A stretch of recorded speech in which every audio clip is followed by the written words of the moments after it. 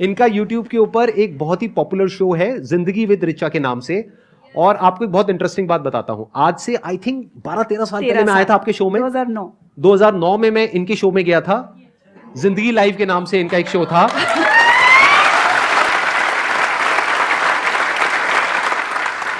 इससे पहले कि ऑडियंस आपसे कुछ क्वेश्चंस पूछे, मैं आपसे जानना चाहूंगा कि ये जो पूरी आपकी जर्नी है, अगर उसके बारे में आप थोड़ा सा बताएं मेरे को कि शुरुआत कहां से हुई और कहां से आपके अंदर ये इंस्पिरेशन आई कि जर्नलिज्म में रहने के बावजूद भी मुझे कुछ पॉजिटिव करना है। 2002 आई जॉइंड जी। 2005 फिर मैं यहाँ आई, एक चैनल 7 शुरू हुआ था, चैनल 7 जागरण वालों का था, जो कि 2006 में IBN 7 बना, जिसमें फिर आप आए। 2007 में जिंदगी लाइव आ गया मेरी जिंदगी में, और जिंदगी लाइव नहीं आता तो शायद मैं जर्नलिज्म छोड़ के भाग जाती, क्योंकि 2006 तक आते आते मैं फ्रस्ट्रेट भी होने लगी थी कि हम क्यों, उसके पीछे क्या रीजन है? थोड़ा बताइए ना, मतलब मजा आएगा। ये थोड़ा मतलब अंदर की बातें लोगों को पता होनी चाहिए। ये कह रही है जर्नलिज्म से थोड़ी फ्रस्ट्रेट हो गई थी, तो मेरे अंदर क्यूरियोसिटी आ रही है कि ऐसा क्या था जर्नलिज्म में जिसकी वजह से फ्रस्ट्रेट हो गई। हाँ, बाहर बहुत सारे मेरे एक्स बॉसेस, दोस्त सब है। नाम मत लीजिए किसी का भी। नाम नहीं बताइए। मैं शायद उस पीढ़ी को बिलोंग करती हूँ जिसने 2002 में जब न्यूज पढ़नी शुरू की, तो we were not exactly like Doordarshan, थोड़े से इवॉल्व हो गए थे, लेकिन मतलब एकदम स्ट्रेट फेस न्यूज नहीं पढ़ते थे, एक्सप्रेशन के साथ पढ़ते थे, आज ये हुआ, भारत जीत गया ये। लेकिन जितना आजकल चिल्ला रहे हैं वो पिच हमारी कभी नहीं थी। अब तो ऐसा लगता है जैसे मोन्टाज खत्म होता है, एज आई सेड, सब मेरे दोस्त हैं, बट ऐसा लगता है वो कह रहे हैं नमस्कार मैं हूं ये, और अब मैं आपको गोली मार दूंगा।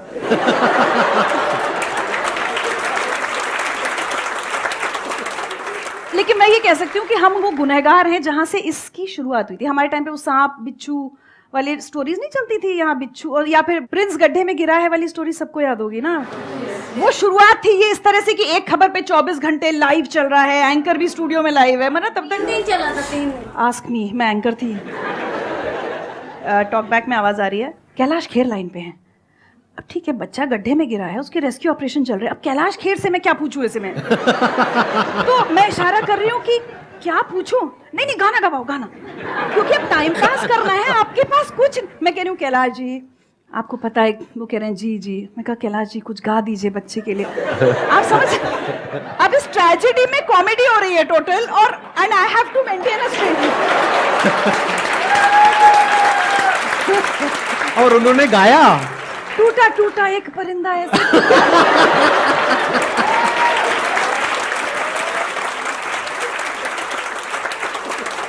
ये वो फेज था जब ये, ठीक है, आज जो गिरे हैं इसकी शुरुआत हमारे टाइम हो गई थी। आज गिरे हैं मतलब थोड़ा एक्सप्लेन करना चाहेंगे? Can you please elaborate? आप तो कितना चिल्ला रहे हैं। सो 2014 मुझे एक चैनल ने वापस बुलाया न्यूज पढ़ने, तो मुझे लगा भी कि क्या मैं अभी रेलेवेंट हूँ न्यूज की इंडस्ट्री में। तो उन्होंने कहा नहीं आप न्यूज पढ़िए, आपने इतने साल पढ़ी है। तो हम गए वापस। 1 साल बाद जब वो कॉन्ट्रैक्ट रिन्यू होने का टाइम आया ना, मैंने कहा मुझे नहीं करना रिन्यू, क्योंकि मुझे समझ में आ गया कि मैं नहीं कर सकती अब ये। जहां आपकी ब्रीफिंग ही सिर्फ ये है कि आपको 2 गेस्ट को लड़वाना है, 2 को या 4 को, सोल्यूशन नहीं निकालना है, उन गेस्ट को आपस में लड़ना चाहिए और किसी तरह से भड़काना है। हाँ। एक बार तो कुछ हुआ, मैंने कहा मैम ये क्या कर दिया आपने? मैंने कहा क्या कर दिया, कितना अच्छा सा बात हो गई, सुलह थोड़ी करानी थी ना।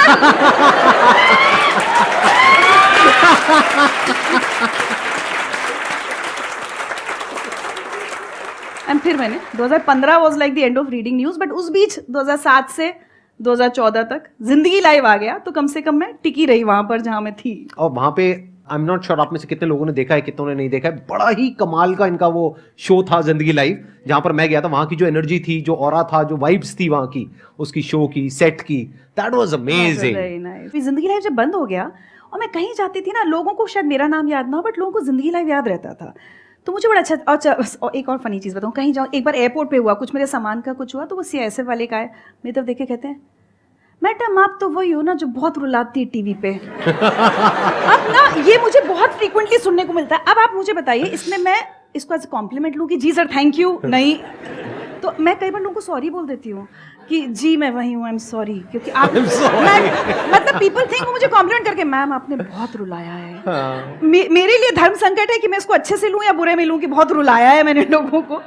But on a serious note, अच्छी बात ये लगती है कि हमने कुछ ऐसे टॉपिक्स उस जमाने में छुए। हमने एसिड अटैक सर्वाइवर्स के बारे में बात की। जब मैं ये कह रही हूँ कि मुझे लगने लगा था कि हम सोसाइटी के रियल इश्यूज पे तो बात ही नहीं कर रहे, वो हम आज भी नहीं कर रहे, वो टीवी आज भी नहीं कर रहा। आज भी सिर्फ आप लड़ाई कर रहे हैं, कुछ आपके पास सेट मुद्दे हैं जिस पर इन लोगों को लड़वा दो। कौन बात कर रहा है कि देश में एसिड अटैक्स हो रहे हैं, लड़कियों पर या किसी पर भी, इवन लड़कों पर भी हो जाते हैं। उस ज़माने में 2007 में जब मैंने होमोसेक्सुअलिटी पे बात की थी ना संदीप, मैं भी बहुत कंफर्टेबल नहीं थी, पहली बार वो एपिसोड किया। I know. हमने चाइल्ड सेक्सुअल अब्यूज़ पर जब बात की तो आई थिंक प्रॉब्ली वो हिंदी टेलीविजन पर चाइल्ड सेक्सुअल अब्यूज़ के सर्वाइवर से बात करने वाला पहला टीवी शो था। तो उस चीज़ का एक सेटिस्फैक्शन होता था। मोटिवेशनल तो बहुत किए, गरीब घरों के बच्चे जो आईएएस बन गए या आईआईटी में चले गए, डॉक्टर्स बन गए, वो तो गोविंद जायसवाल आज भी लोगों को याद हैं। आज भी आप सोचिए 2007 का एपिसोड है वो, 15 मुझे साल नहीं पता बाद। क्या था उसमें। वो रिक्शे वाले के बेटे हैं, बनारस में उनके पापा रिक्शा चलाते थे और वो आईएएस बने थे अच्छा। उस साल। एक में तो गोविंद जायसवाल आए थे, फिर एक में कुलदीप चहल, इंद्रजीत महाता, वो सब आईपीएस ऑफिसर्स हैं इस समय, कहीं कहीं एसएसपीज हैं, और कोई बिल्कुल बहुत गरीब मजदूर का बेटा था। तो क्या होता है, मुझे आज तक लोग ये कहते हैं, अब तो मुझे ब्यूरोक्रेट्स मिलते हैं जो ये कहते हैं कि जब हम पढ़ रहे थे और हमें जब हम डिमोटिवेटेड हो जाते थे तो हम ये देखते थे अरे जिंदगी लाइफ में अगर ये लड़का कर सकता है तो हम भी कर सकते हैं। तो एक वो मोटिवेशनल पार्ट भी किया और एक social awareness about acid attack, child sexual abuse, homosexuality, ये सब भी हमने बहुत काम किया। काफी ऐसे शोज होते थे जहाँ पे आपकी आंखों से आंसू गिरते थे, आप रोते थे, तो क्या वो एक्चुअल था? हाँ हाँ हाँ, बिल्कुल बिल्कुल मतलब नहीं, मतलब हमें ग्लिसरीन नहीं मिलती थी। मैं मतलब सीरियसली पूछ रहा हूँ, ऑन अ सीरियस नोट, मतलब नहीं, वो मेरे क्या साथ- होता था? मेरे साथ मतलब आज भी ऐसा- आप इन्वॉल्व हो जाते थे मतलब उस कॉन्वर्सेशन में या उनकी स्टोरी में? इतना हाँ, ज्यादा मतलब मुझे involve ऐसा हो लगता है जाते एज एन इंटरव्यूअर आप तभी इंटरव्यू कर सकते हो जब आप ये महसूस कर पाओ। इनफैक्ट कई बार ये मेरे लिए ना ट्रॉमेटिक भी हुआ है कि अच्छा। मैं कई बार उन गेस्ट को बहुत बहुत दिन भूल नहीं पाती थी। बहुत सारे गेस्ट के साथ हम लोग लगातार टच में भी रहते थे। तो बस वही, अगर कोई मेरे सामने कोई मदर बैठी है तो मैं ये सोच अपने आप को एज अ मदर कि भाई मेरी भी एक बेटी है, ये हो सकता है। तो मुझे ऐसा लगता है कि हम बहुत डिटैच होकर ना कभी जर्नलिज्म कर नहीं सकते। जो बट कर मैंने रहे इसका उल्टा देखा है, प्लीज करेक्ट मी इफ हाँ, आई एम मुझसे रॉन्ग, कहा जाता मैंने ये था। देखा है कि मतलब बड़े कोल्ड होते हैं कि मतलब कोई किसी के साथ में कुछ हो रहा है उनको फर्क ही नहीं पड़ रहा, उनको अपनी न्यूज से पढ़िए। ऐसा हमने मूवीज में भी देखा है, जिस तरह से दिखाते हैं, रिपोर्टिंग में और भी। एक्चुअल में रिपोर्टिंग में भी हमने देखा है। मेरे साथ तो actually- आपके साथ ऐसा नहीं होता था? नहीं नहीं, मतलब इनफैक्ट आप जब relate न्यूज कर भी सकते पढ़ती थी हैं। तब भी नहीं होता था। शायद इसीलिए कहते हैं ना, यूनिवर्स में आप जो एनर्जी दो वही आप अट्रैक्ट करते हो। मैं एज अ जब एंकर थी ना तो मुझे कई बार कह दिया जाता था अरे एंकर हो, बिल्कुल फ्लैट होके पढ़ जाओ खबर। जब आरुषि मर्डर केस हुआ था या निठारी कांड हुआ था उस जमाने में, मतलब मैं कई बार कैमरा से मुझे हटाना पड़ता था कि भाई कुछ विजुअल्स लगा दो, रिचा को हटाओ, क्योंकि रिचा के आंसू टप टप टप बह रहे होते थे। तो मैं कहती थी कि भाई जर्नलिज्म तो one part of my life है ना, मैं अपनी इंसानियत कैसे भूल जाऊँ? मेरी भी एक छोटी बेटी है, मैं ये देख रही हूँ क्या हो रहा है।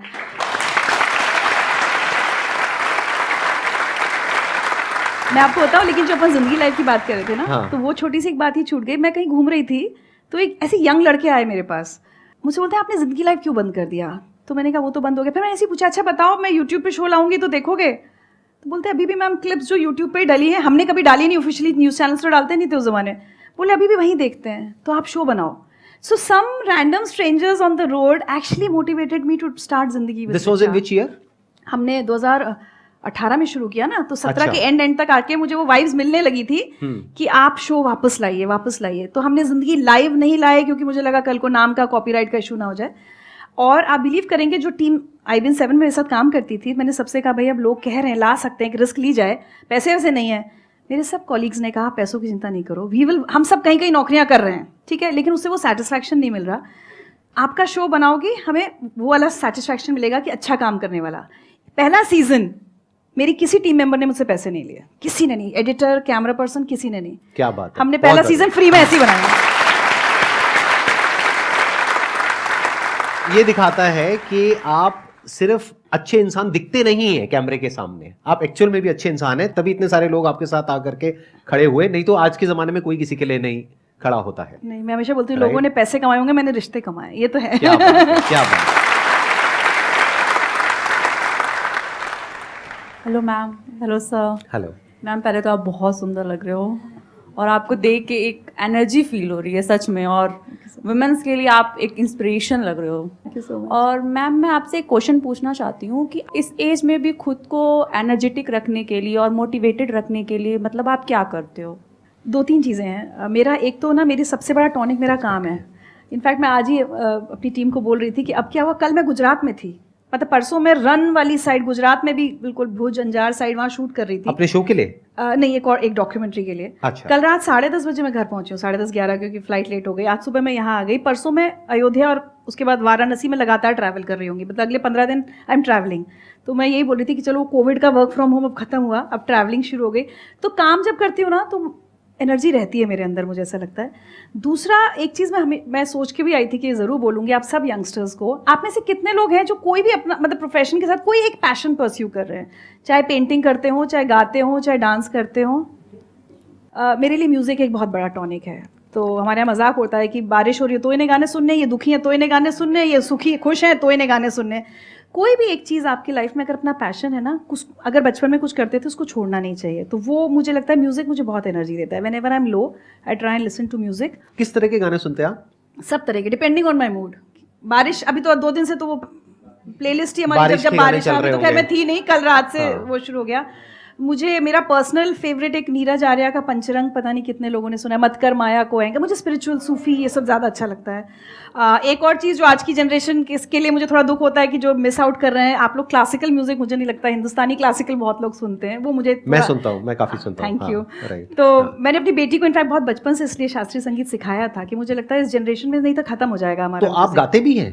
मैं नहीं, मेरी बेटी गाती है, she is a classical vocalist, उसने शुभा मुदगल जी से भी सीखा है इनफैक्ट। तो कुछ एक चीज़ मुझे लगता है कि संगीत, और जो संगीत हम आजकल सुन रहे हैं वो नहीं, एक्चुअली कभी कोशिश कीजिए, चाहे अपने आप को सिर्फ एक दवाई की तरह ना फोर्स कीजिए। पंडित रविशंकर का सितार, बिस्मिल्लाह खां साहब की शहनाई, कोई हरी जी की बांसुरी, इतना यूट्यूब देखते हो ना दिन भर, डिसाइड कर लो सोने से पहले। मैं आपको सही बता रही हूँ, मैं उन रैपर्स के नाम नहीं लूँगी या कुछ भी नहीं, मैं किसी को क्रिटिसाइज नहीं कर रही, बट आप उनको भी सुनो, बट मैं कहती हूँ उसमें इतना सा अपना भी डाल लो यार, खत्म हो जाएगा नहीं तो अपना संगीत, सुनने वाले नहीं होंगे अगर, है ना। तो सोने से पहले 5 मिनट, ये भी एक मेडिटेशन है। आप हरी जी की बांसुरी कभी सुन के देखो ना, 5 मिनट में नींद आ जाए ना आपको, मेरी गारंटी। लेकिन हमने उस संगीत को कभी वैल्यू नहीं दी, जिसके लिए विदेशी पागल हो रहे हैं। विदेशों में कॉन्सर्ट देखो हमारे क्लासिकल म्यूजिशियंस के, हमने छोड़ दिया उसको। लाइफ में कुछ अपने एंकर्स हमेशा फिक्स रखने चाहिए। काम की भागदौड़ में फैमिली इज इम्पॉर्टेंट, कोई आपके कनेक्शंस, कोई आपके फ्रेंड्स, इतना मत दुनिया के उसमें, बिल्कुल सोशल मीडिया हमने इतना ज़्यादा कर दिया कि हर समय हम फ़ोन पर हैं, we are not even talking to the person sitting next to us. वो कुछ चीज़ें हैं। मेरे लिए I am a early riser, जो कि अगेन आप लोगों की जनरेशन के लिए तो शायद 10 बजे अर्ली मॉर्निंग होता होगा, मैं सुबह 5 बजे उठती हूँ। मैम आपने अनु कुमारी मैम का इंटरव्यू लिया है, तो मैम मेरा भी सपना है, मैं भी प्रिपरेशन कर रही हूँ IAS की, कि आप मेरा इंटरव्यू लो। क्या बात है, सिलेक्ट हो जाओ फिर करेंगे। तो मैम मैं ये पूछना चाह रही हूँ, जैसे मैम लड़कियों के लिए होता है ज़्यादा बोलती हैं, तो कितना बोलती है, तो आप तो जर्नलिस्ट हो तो मैम ऐसा होता है कि अगर ऐसी फील्ड है, बोलना पड़ता है, जाना पड़ता है, तो आपके भी ऑब्स्टेकल्स आए होंगे बहुत, आपको भी लोग ऐसे बोला करते थे? देखो फैमिली में ना मैंने एक बार एक मेडिटेशन कैंप में बड़ी अच्छी चीज़ सीखी थी कि ये करना घर जाके सब लोग, एक्सरसाइज हो सकता है आपने कहीं सिखाई भी हो। एक डॉट बनाइए जो आप हैं, उसके बाद सर्कल्स बनाते जाइए बाहर, तो इमीडिएट आपके बाद वाले सर्कल में फैमिली कौन, ठीक है, तो वो अगर मेरी मदर या मेरी नियर एंड डियर वंस हैं, उन सबको तो पता है, बहुत बोलती है, कोई बात नहीं, they all fine with it. उसके बाद रिश्तेदार क्या बोलते हैं, उनकी ना एक लेवल के बाद चिंता करनी बंद करनी पड़ेगी। मैं बहुत छोटी थी तब से थोड़ी क्रांतिकारी रही हूँ, तो हम तो बहुत करते थे सब, मतलब हमारी बुआ लोग कहती थी दादा की नाक कटा देगी लड़की क्योंकि मैं ना किसी बात पे भी कहती थी लड़का ऐसे करेगा तो मैं ऐसे कर दूंगी। जब बच्चे थे, मतलब 9-10th में रहे होंगे। एक बार मैंने अपने पापा से कहा कि अगर आपने ऐसे किया ना कि लड़के वाले आ रहे हैं, जाओ बेटा चाय लेके आओ, तो मैं उनके ऊपर चाय गिरा दूंगी फिर मैंने एक बार अपने फादर से कहा अगर आपने दहेज दिया मेरी शादी में तो मैं शादी नहीं करूंगी। तो I was considered a rebel since childhood. तो सबसे ज़्यादा टेंशन मेरी बुआओं को रहता था कि ये हमारे भाई की नाक कटाएगी एक दिन सोसाइटी में बड़े होके। थैंकफुली वो नहीं हुआ। तो ज़्यादा चिंता कर, सबसे बड़ा रोग क्या कहेंगे लोग, तो मैंने बहुत ज़्यादा चिंता ना कभी सीरियसली की नहीं लोगों की कि कोई क्या कह रहा है। I have to live my life my way. मैं जो बोल रही हूँ जिसको सुनना अच्छा लग रहा है सुन ले, नहीं सुन। मैं तो कई बार ट्विटर पे लिख देती हूँ लोगों को, भाई नहीं पसंद आ रहा तो अनफॉलो करो मुझे। मैं कहने तो आई नहीं थी कि फॉलो करो, ना मैं फॉलोअर्स के चक्कर में पड़ती हूँ। सो ज़्यादा चिंता कभी नहीं करनी चाहिए। ये तय है कि आप जितना आगे बढ़ेंगे आपको खींचने वाले रहेंगे। जब आप अपनी मंजिल पे पहुंच जाएंगी तब बहुत सारे ऐसे रिश्तेदार आ जाएंगे जिनको आपने जिंदगी में देखा भी नहीं था। Success is relative, more the success ये कोट ना मुझे बहुत पसंद है। Success is relative, more the success more the relatives. और जब तक आप अपनी मंजिल पे पहुंच नहीं जाएंगे वही रिश्तेदार आपकी टांग खींचने भी आएंगे। तो आपको डिसाइड करना है। मैंने तो क्या क्या नहीं सुना, मतलब मैं तो अब यहाँ कहना भी नहीं चाहती मेरे बारे में कितना बुरा बुरा नहीं बोला है, बट वही आप किसको फैमिली मानते हो। So if your nearest and dearest family and your closest friends are convinced with what you are doing in life, उसके बियॉन्ड आपको चिंता करने की जरूरत नहीं है। आपकी लाइफ की क्या मिस्टेक है एज ए, मतलब कुछ रिकमेंड करें कि मतलब हम ना करें वो मिस्टेक।